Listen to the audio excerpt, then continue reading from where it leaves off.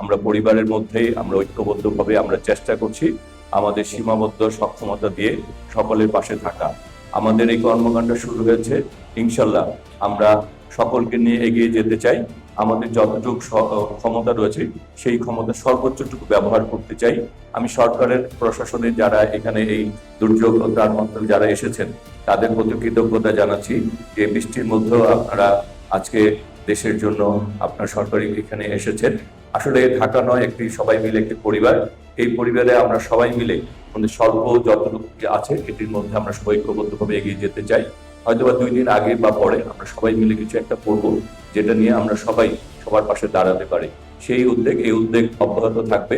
আমরা আগামী দিনে আরো মানুষের পাশে, আরো প্রতিষ্ঠানের পাশে আমরা দাঁড়াবো এবং দলীয় নেতা কর্মীরা যারা ওয়ার্ড পর্যায়ে, ইউনিয়ন পর্যায়ে, থানা পর্যায়ে কাজ করছেন, হ্যাঁ, তাদের পাশেও আমরা একটা সময় দাঁড়াবো। আমরা সবাইকে মিলে ঐক্যবদ্ধভাবে এগিয়ে যেতে চাই। তবে আপনারা দেখেছেন এই সরকার ক্ষমতার অনেক ধরনের প্রাকৃতিক দুর্যোগ, আন্তর্জাতিক বিভিন্ন সমস্যার আমাদের সম্মুখীন হতে হয়। তারপরেও মাননীয় প্রধানমন্ত্রী চেষ্টা করছেন আমাদের জনগণের পাশে থাকতে, জনগণের দুঃখ দুঃস্থ লাঘব করতে। তা আমরাও এই পরিবার ঢাকা নয়, আমরা সবাই মিলে ইনশাল্লাহ আপনাদের পাশে আছি, থাকবো।